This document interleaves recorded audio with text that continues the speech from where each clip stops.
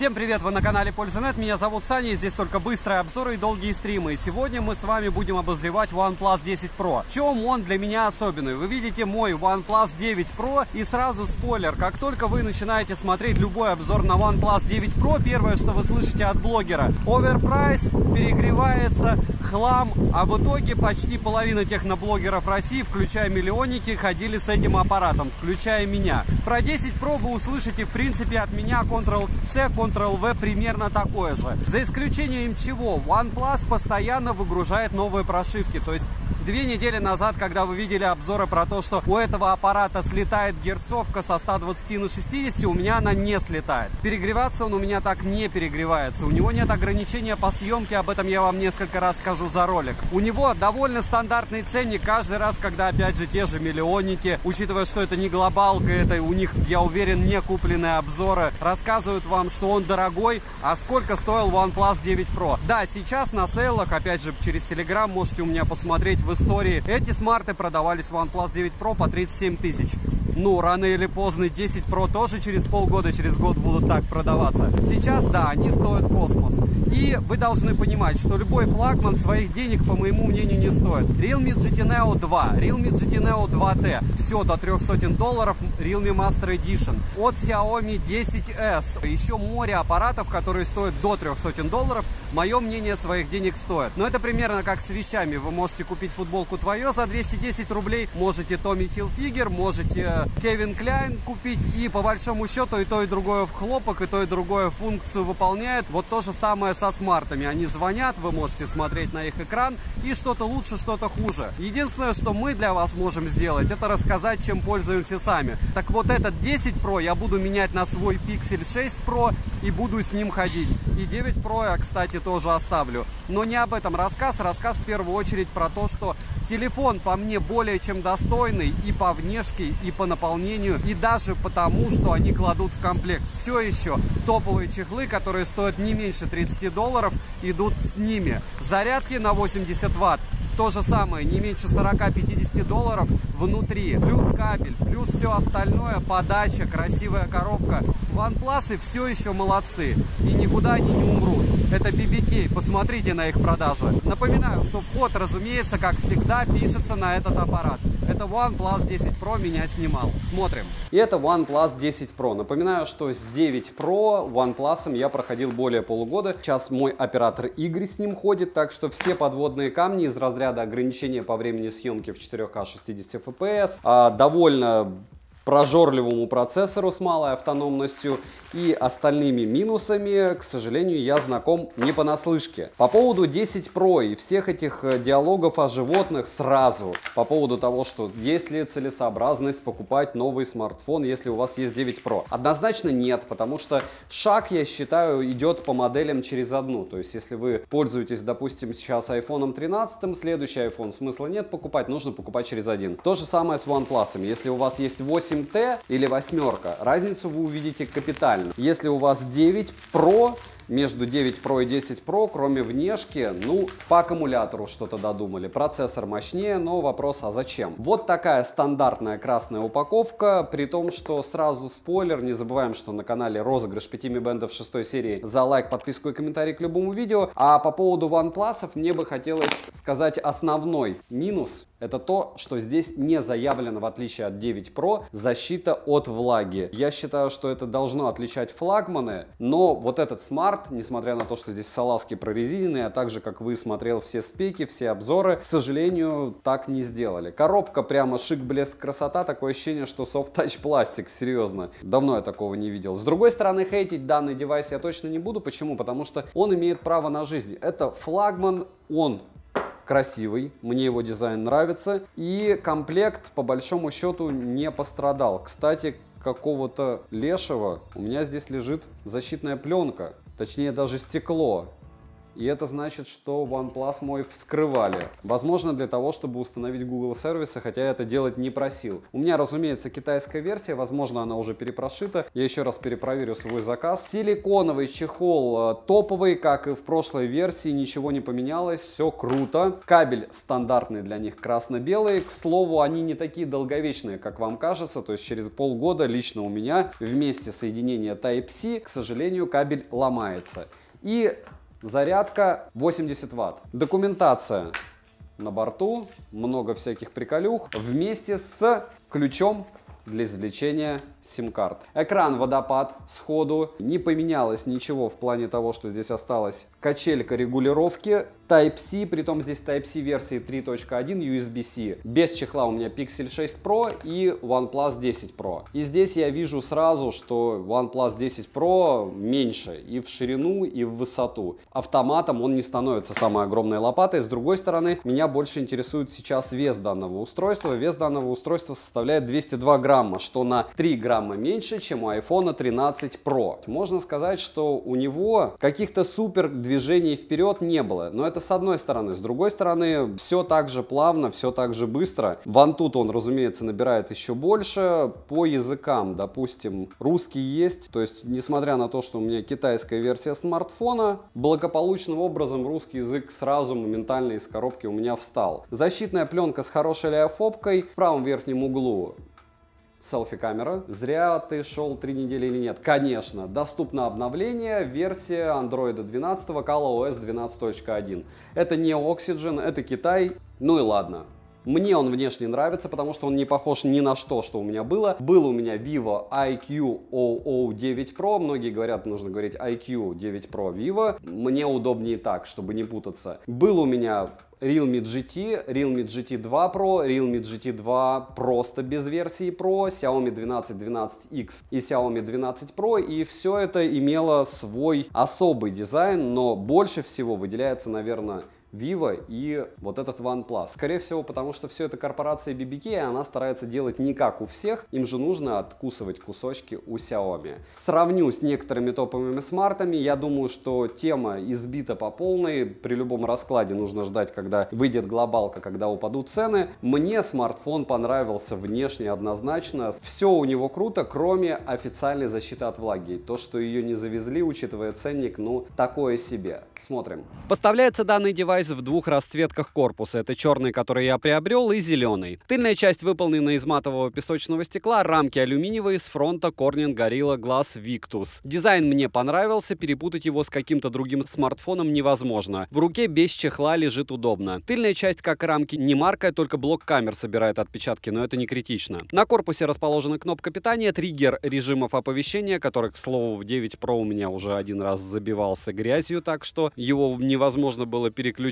Качели регулировки громкости, разъем USB Type-C 3.1. Да, вам не послышалось. Кто-то подумал о том, что вы видеофайлы будете не по Wi-Fi перекидывать, потому что не у всех гигабитный интернет и Wi-Fi 6 версии, а по проводу. И это плюс к армии OnePlus. Я обозревал много флагманов за последние 2 месяца. По пальцам можно пересчитать, где есть Type-C 3.1. Опять же, есть те, кому это не столь важно, но лично для меня, как для постоянно использующего телефона, это важно. Далее, 2 микрофона, динамики основной и разговорный, звучание здесь стерео, и в этот раз я скажу, что разговорный динамик хоть и выступает в роли основного, но звучание у него не хуже, чем у динамика, который расположен на нижней торцевой части смарта. Хотя, опять же, здесь перегрузка по средним частотам лично для меня, я думаю, с прошивками что-то будет меняться, потому что не такая она сильная, как до этого говорили, но все равно она присутствует. Dolby Atmos на борту. Далее есть слот на 2 сим-карты, карту памяти запихать здесь нельзя. Вспоминаем Huawei P50 Pro, там расширить флеш-картой память можно было. Притом это, опять же, флагман, пусть и от другого бренда. Официально защита от влаги не заявлена, но салазки прорезинены. Это тоже странно, потому что у всех флагманов супер топов, включая 13 Pro, включая Huawei-евские смарты, защита от влаги есть. А BBK почему-то IQ 9 Pro и этот смарт не заявляют, что она имеется. И это странно, учитывая стоимость данных девайсов. Мини-джек и К-порт не завезли, что неудивительно. Кнопки люфта не имеют, сборка очень качественная. Корпус не собирает царапины об воздух. Но опять же, мы все равно будем смарты все таскать в чехлах. Пусть они будут меняться, эти чехлы. Без чехлов очень мало кто будет носить эти смартфоны. Смартфон оснащен дисплеем на 6,7 дюйма LTPO2 AMOLED с разрешением 1440 на 3216 пикселей. Матрица экрана водопад, но я предпочитаю плоский экран. Плотность пикселей 520 ppi, чего более чем достаточно. Это просто топовый экран, пиковая яркость 1300 нит. Да, бывает и 1500, у них 1300, и этого в принципе хватит вам при любом раскладе, хоть в пустыне днем. При ярком освещении вглядываться не приходится, яркости хватает, картинка четкая и насыщенная. Частота обновления экрана 120 Гц, и на выбор есть 60 Гц и автогерцовка. DC-диминга в наличии нет. Вспоминаем, что раньше можно было через ADB это дело включить, но это все, как говорится, не для обычных пользователей. Зачем нам куда-то ползти? Мы хотим, чтобы сразу было в настройках. Шим на 100% яркости 33%, на 50 61, на минимальный 32, на нуле 16. Это не суперкосмос, видал я и больше, но тоже не радость. Автояркость работает прекрасно, быстро адаптируется под смену освещения. Под разными углами тон картинки бросает в холодный оттенок. Always on Display в наличии, и не 10-секундный, а полноценный. Разумеется, здесь же флагман. Далее, мультитач берет, конечно же, все 10 пальцев. Разблокировать экран можно при помощи сканера отпечатка пальца, внедренного в экран, который стал выше, и это удобно, и распознаванием лица. Сканер отпечатков пальцев работает шустро и стабильно. Завести отпечаток одного и того же пальца нельзя. Распознавание лица срабатывает отлично, зарегистрировать биометрические данные можно только одного лица. Подбородок внизу экрана есть, но практически незаметный. Летим дальше. Процессор здесь 8-ядерный Qualcomm Snapdragon 8 Gen 1 5G, который мы с вами все чаще встречаем. И техпроцесс у него 4 нанометра, максимальная тактовая частота 3 ГГц. Напоминаю, он сейчас последний, новее ничего нет. Графический процессор Adreno 730, интерфейс Scala OS 12.1 и Android 12 версии. По поводу операционки сказать могу, что она не сильно отличается от кислородной Oxygen. Напоминаю, что у меня аппарат для Китая, никакой глобалки пока в продаже нет. Когда она появится, вполне возможно, будет на кислороде. Но вообще у BBK в планах создать какую-то еще одну операционную систему, которая будет как раз стоять на OnePlus. По операционке ничего плохого сказать не могу. Я от нее в восторге. Оперативная память последняя, LPDDR5, и доступна на выбор 8 или 12 гигабайт. Внутренняя память максимально шустрая, UFS 3.1, на выбор 128 или 256. Странно, почему хотя бы 512 не завезли. По уму здесь вообще терабайтный вариант должен быть, учитывая, что в 8К смарт может снимать. Имеется поддержка высокоскоростного Wi-Fi 6 серии, поддержка 5G сетей, для 4G сразу бенды 7 и 20 на борту, сеть мобильную ловит отлично, звучание при звонках хорошее, запись разговоров вшита в стоке, без уведомлений собеседника о начале записи. Датчики приближения работают исправно, без нареканий. Вспоминаем Xiaomi, привет. Вибромоторчик топовый, мне очень зашел, и настроить под себя его можно. Далее, Bluetooth с последней версии 5.2, NFC поддерживается, и Google Pay встает без проблем. Из навигации на борту GPS, GLONASS, Beidou, Galileo. GPS-тест стандартно для этого процессора показывает точность 3 метра в городских условиях. Перейдем к автономности. Емкость аккумулятора 5000 мАч, в PC-марке выдал 7 часов 25 минут, и осталось 20%. И тест я проводил при 120 Гц на максимальной яркости в QHD+ разрешении, то есть максимальном. Полный цикл зарядки от 0 до 100% занял у меня 38 минут. За час игры в Genshin Impact на максимальных настройках графики при 100% яркости улетает 31% заряда, и нагрелся он до 53 градусов. Играть комфортно, фризы не присутствовали, яркость он не понижал, но нагревался моментально. Беспроводная зарядка, разумеется, на борту на 50 Вт, реверсивная зарядка поддерживается. Переходим к тестам. Тротлинг-тест прошел стабильно. 221 гипс минимально, максимально 247, в среднем 236 на 100 головках при 30 минутах. Не космос, но вот так. В Geekbench 5 в синглкоре 863, в мультикоре 3418. В синглкоре не космос. 3D Mark показал Wildlife 9653, Wildlife Extreme 2610, Wildlife Stress Test 9697, Wildlife Extreme Stress Test 2616, Slingshot Extreme и Slingshot на максимум. Данный Antutu не миллион, но хороший. Он выдал в результате у меня 872 тысячи попугаев. Storage тест показал тоже не космос, 57 тысяч. На холодную 45-минутный стресс-тест прошел, и не скажу, что стабильно. Результаты вы сами видите на экране. Результаты теста искусственного интеллекта космические. 2 миллиона 712 тысяч баллов. И мне в чате в моем, в который вы можете добавиться, чат-болталка, там больше 6 тысяч человек, написали, что это не ощущается руками. Вот как раз результаты ИИ ощущаются еще как. Можете, кому интересно, почитайте, про что это, но в основном это про то, как аппарат с вами взаимодействует. Особенно взаимодействует с видеочастью и фото. Основной блок камер с тыльной части состоит из 3 модулей и двухцветной вспышкой 2 светодиодами. светодиодами. Основная это IMX 789 на 48 мегапикселей, сверхширик на 50 мегапикселей с углом обзора в 150 градусов и последний это телеобъектив на 8 мегапикселей. Оптическая стабилизация на борту основного модуля и телеобъектива. Также есть оптический зум на X3,3. Цифровая стабилизация тоже, разумеется, в наличии. Оптимизация естественного цвета Hasselblad второго поколения. Запись видео доступна в максимальном разрешении 8К 24 FPS, а также доступна 4К 30 FPS, 60 FPS и 120 FPS. Снимает основная камера без ограничений по времени. Да, все верно, здесь такой проблемы, как OnePlus 9 Pro, нет. Но через где-то 20 минут, правда, у него идет перегрев при 8К 24 FPS. Видеосъемка в 4К 60 FPS за 24 минуты съела 14% заряда. Файл весит 10 гигабайт. Вот для чего нужен USB Type-C версии 3.1, если у вас нет Wi-Fi серьезного. Широкоугольная фронтальная камера IMX 615 на 32 мегапикселя расположена в левом верхнем углу экрана, и в размерах она больше, чем у OnePlus 9 Pro. Максимальное разрешение для съемки видео печальное, 1080p 30 FPS. Я надеялся, что они сделают 4К 60 FPS, но увы. К слову, здесь есть лютый даунскейл ширика основного. Это не особо и важно лично для меня. Многие делали упор на то, что он здесь хуже, чем в 9 Pro. Я им не пользуюсь, поэтому оценивать вам. По мне вообще он в мобильниках не нужен.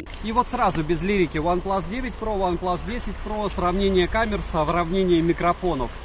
Вы сейчас слышите, как все и видите, это работает. Не особо я буду ночью сравнивать или еще с чем-то. Почему? Потому что сравнение, опять же, этих аппаратов море. По мне, 9 Pro снимает хуже, чем 10 Pro в том же балансе белого, особенно со снегом.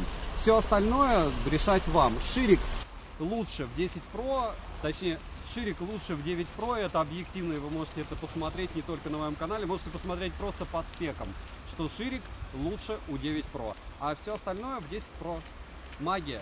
Остальные вещи сравнивать смысла нет, опять же, разница в цене практически в 2 раза.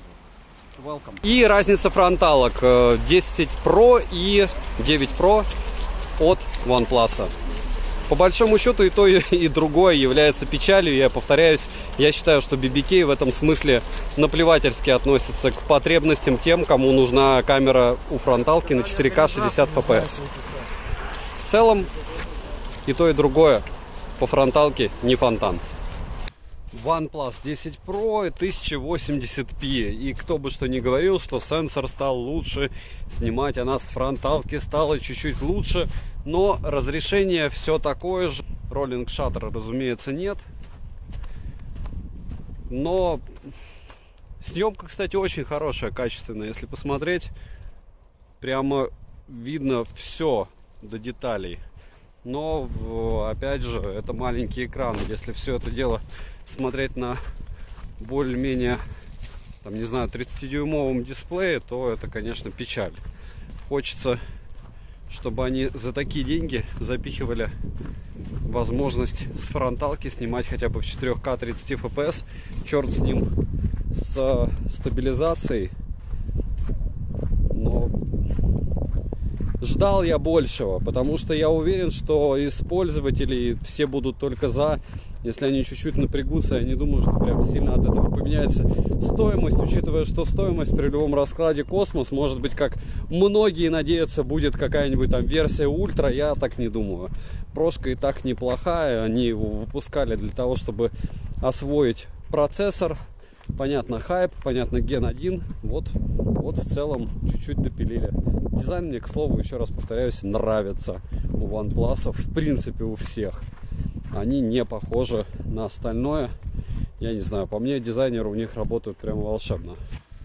Не понимаю, по какой причине, но, по-моему, с 1080p только что переключился в фронталке смартфон на 720. И это, конечно, лютая печаль. Буду потом пересматривать видео. Но пока вот такая информация. Основная камера 4К 60 FPS. И очень круто, что здесь есть еще возможность не только в 8К снимать, но и в 4К 120 FPS. Кто в теме, скажем так, тот поймет, что вот эта вот функция, она нивелирует прямо очень большое количество недостатков для большинства пользователей. Повторяюсь, я снимаю в 60, но если вы будете снимать в 120, фактически у вас как слоумо. Ну, говорю, те, кто знают, для чего это использовать, те поймут. Здесь специальная проверяю, насколько хорошо работает автофокус. И он неплох, учитывая, что сейчас 2:30. Ну, понятно, что все освещено. Плюс снег отражает. Но все равно условия не супер идеальные. И, наверное, днем смарту было бы полегче. Сейчас забегу. Главное не растянуться. Вы заодно при беге увидите, как работает стаб на 4К 60 FPS. По мне, стаб работает неплохо. Идеальным его не назвать, но это, скорее всего, дело, опять же, пока в алгоритмах. Всегда все стараются побыстрее выгрузить с максимально новым железом смартфона, а потом уже по ходу пьесы допиливать. Вот так примерно съемка будет осуществляться с данного смарта. Если брать неоновые вывески, вот здесь нет, здесь максимум, и не справляется со смартфон. Не справляется. Хотя, по-моему, даже GT2 Pro в тех же условиях обстановки справлялся лучше. Странно, правда? Хотя этот смарт дороже. Еще немного съемки. 2 часа 20 минут. Мурина. 4К 60 FPS. Основная камера. И пока она снимает не идеально. Опять же, в сравнении со своими собратьями от BBK, если сделать предположение, что смарт стоит на процентов 25 меньше, то претензий станет тоже меньше. Но пока вот так он справляется. Давайте X10 отсюда посмотрим. Здесь уже лучше. Уже лучше, но тоже особо идеальным не назовешь. Надо позже будет сравнивать, во-первых. Во-вторых, нужно будет, в принципе, сравнивать. Потому что в тех же условиях обстановки нужно все гонять. А флагманы у OnePlus, да и у кого угодно, раскрываются не раньше, чем через месяца 2 после релиза. А иногда и 3, когда уже новые подоспели. На 1080p, разумеется, ширик отрабатывает. Вот, пожалуйста, как он будет снимать ночью. Немного приостановиться, немного повернуться. Разумеется, есть двухоконные фирменные режимы. По большому счету он уже не фирменный, потому что практически во всех смартах это дело есть. Но здесь зато в таких режимах довольно забавно наблюдать, до какой степени по-разному отрабатывает стаб у фронталки и у основной камеры. Он всегда отрабатывает, скажем так, в плюс основной. То есть насколько все-таки основной камере больше внимания производители уделяют. Это логично. Сейчас я зайду в любимый переход, который, я не знаю, уже смартфонов 50 видела. И вижу, что да, фронталка снимает более чем достойно. Что бы еще хотелось сказать о смарте, то, чего не сказал. Возможно, повторяюсь, и даже невозможно, повторяюсь. Мне нравится его чехол, нравятся его габариты, он не слишком огромный, потому что я хожу с Pixel 6 Pro, и вот он реально большой. Всегда звук, несмотря на то, что у меня наушники в ушах, пишу я со смартфонов, может быть, иногда микрофоны как-то закрываю, поэтому вам вполне возможно кажется, что они не фонтан. Всегда вот подобные локации, потому что, ну, они максимально непотребны для съемок. То есть неважно, какая у вас камера, хоть там за 10 миллионов рублей, если у вас нет достойного освещения, вы никогда достойной съемки не увидите при любых раскладах. Вот, и если брать еще какие-то интересные моменты у того же OnePlus, наверное, плюс им в карму за то, что они сделали смарт на рынок с довольно нестандартным дизайном. Почему они все время с Hasselblad пытаются это нахимичить? Ну, с той точки зрения, чтобы вас можно было определить. То есть, как гик, человек, который любит железки, а сразу вижу человека, у которого пиксель. Понятно, что сейчас мы находимся в период ограничений по перемещениям, но в перспективе, опять же, люди, у которых пиксели, будут определять тех, у кого пиксели, OnePlus, у кого OnePlus. Это не такие супер ходовые гаджеты, с одной стороны. С другой стороны, фанов у них уже море. И это как мини-конгломерат такой. И когда ты, покупая смартфон, понимаешь, что он будет также отличаться, как и тот же iPhone, от всех остальных, ну это хорошо. В этом смысле BBK, я считаю, молодцы. И не каждый может этим похвастаться. Те же Xiaomi не всегда делают так. Допустим, Mi 11 Ultra, да, очень сильно отличался. Остальное, ну, так себе. Хотя это, опять же, размышления на тему от меня. А самое главное, что мы сейчас видим, как может данный девайс снимать. Плюс, разумеется, можно делать X2 на основную камеру и включать вспышку. Но это все стандартные примочки. По большому счету, даже если их нет, то можно какие-нибудь камеры накатывать сторонние. То те же Google камеры, просто море фанатов извращаться со смартами. Хотя я за камеры в стоке всегда. Потому что большинство пользователей не будет заморачиваться. Поэтому стоит всегда тестировать их в этих условиях. 1080p 30 fps, и это фронталка. Что я вынес за сутки использования OnePlus 10 Pro? Это то, что свой Pixel 6 Pro, которым я пользуюсь постоянно, я однозначно буду менять на этот смартфон. Я не знаю, это не из разряда хлопания в ладоши, потому что, как всегда, будет просто туча недостатков у этого смарта с перегревом связанных, еще много с чем. Логично, что это лютый оверпрайс, но люди, которые покупают OnePlus, особенно флагманские модели, особенно когда стоимость у них переваливает за бодрые 50 тысяч рублей, у них чуть-чуть, честно, другая психология. То есть ты платишь за ощущения. Ощущение от ColorOS не хуже, чем от Oxygen. Возможно, я к нему привыкну. Возможно, я даже перепрошивать данный смартфон не буду.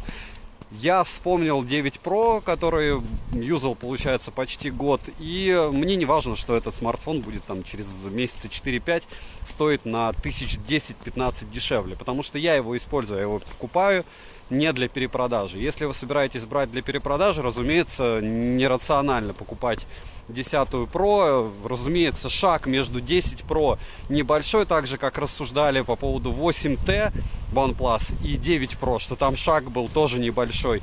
Небольшое изменение в плане съемки, даже хуже стал снимать. Здесь лучше баланс белого у основной камеры в разы, очень хороший автофокус.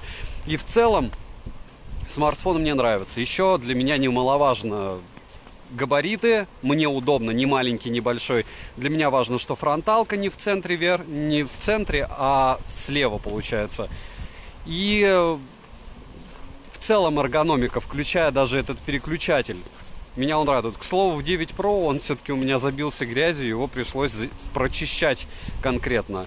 Потому что он, я думал, что все сломался, но нет, мне повезло. А к чему это все? К тому, что фронталка без роллинг-шаттера, только 1080p, это фейл, но снимает она днем прямо хорошо. Главное, на большом экране не смотреть. Минусы. Та же проблема с фронталкой. Нет поддержки быстрой зарядки на 120 Вт. Хотелось бы на 120, здесь всего 80. Шумы у экрана не лучше, DC-диминга нет. Нет возможности расширить внутреннюю память с помощью флеш-карты. При этом всем не предоставили версию хотя бы на 512 гигабайт внутренней памяти. Помимо этого, у нас, к сожалению, нет официальной защиты от влаги. Для флагмана, я считаю, это эпичный фейл. Разумеется, даунскейл у фронталки. И по большому счету к минусам можно отнести то, что он не сильно отличается от 9 Pro, но с другой стороны, а 9 Pro не сильно отличался от 8T того же OnePlus. И те, кто пытаются сделать вид, что флагман не принес никаких новинок в сегмент, ну да, так а мы вообще не видим по большому счету ничего суперского, чтобы сейчас придумал кто-то. Ни Яблоко, ни Samsung. Все делают то же самое, просто получше. Вставляют лучше процессор, дают лучшие экраны и стараются вам угодить за меньшую цену, как и мне. Стоит аппарат на данный момент в районе $900. Ссылка в описании к видео. Если промокод промокоды посмотрите в моем телеграм-канале по ссылке в прикрепленном комментарии. Стабильно постю что-то интересное. Вдруг на момент вашего просмотра появятся свежие скидки, я туда обязательно скину промики. Резюмирую немного нестандартно. Вы все прекрасно знаете, что больше 1000 роликов у меня на канале, и все они сняты на мобильное устройство. Так вот, OnePlus 10 Pro, если смотреть после этого, после того, как ты снял, на телевизоре, на экране любого смартфона, ноутбука, компьютера, он благополучным образом передает реальный оттенок той же кожи. Что такое реальный оттенок кожи? Те, кто снимают на айфоны, они знают, что iPhone как желтел, так и желтит. Вот OnePlus с его калибровкой от Hasselblad делал на момент выпуска больше, чем делал любой смартфон, который я видел. Он снимает топово. Да, они сделали даунскейл у этого ширика, мне абсолютно ненужного. Они не придумали, не знаю, новую ракету какую-нибудь, там, 1000 мегапикселей, еще чего-то. Но у них отличный баланс белого. Они запихали туда USB 3.1, при помощи которого я спокойно 10-гигабайтные файлы практически моментально скидываю на компьютер. Они закидываю сначала в облако, с облака скачиваю, притом не везде у меня есть Wi-Fi с гигабитным интернетом. Те, кто знают, те поймут. Те, кто пользоваться планирует этим телефоном как игрушкой, ну, смотрите на Xiaomi Black Shark 4 Pro. Он стоит 34 тысячи рублей. Этот, конечно же, стоит дороже 60. Да, $900. Стоит ли он своих денег? У меня практически были все флагманы, которые сейчас продаются на рынке. И OnePlus, по моему мнению, однозначно этих денег стоит. Не бывает смартфонов без косяков. Но для меня OnePlus One Love. И те, кто говорят, что с 7 серии OnePlus скатился, у меня первый был OnePlus 7T Pro. Волшебный телефон без фронтальной камеры. Фронтальная камера там выезжала. По какой-то причине публике он не зашел. Я скажу, что в моем мире, в моем понимании и в моем использовании OnePlus становится лучше. Вы можете не согласиться. Те, кто покупают OnePlus, его все равно купят. Купил бы я OnePlus 9 Pro или его, конечно, OnePlus 9, потому что его реально купить до 40, а этот дешевле 60 не купить. Купил бы я вместо OnePlus 9 Pro OnePlus 7T Pro за 1022, если у меня нет денег, на 10 Pro или на 9 Pro, конечно, купил бы, потому что это OnePlus. Поэтому давайте не будем включать лирику. Девайс хорош лично для меня. Недостатки есть у всех, идеальных вещей нет. Есть то, что нам нравится или не нравится. Всю информацию о нем вы узнали. По мне, BBK работает вот так. Молодцы, что отдали его Oppo. Они сделали интересно, хорошо, необычно и не такое, как у всех. Подписывайтесь с колоколом, ставьте лайк за труды. Девайсу, да, добра и удачи вам, дорогие друзья.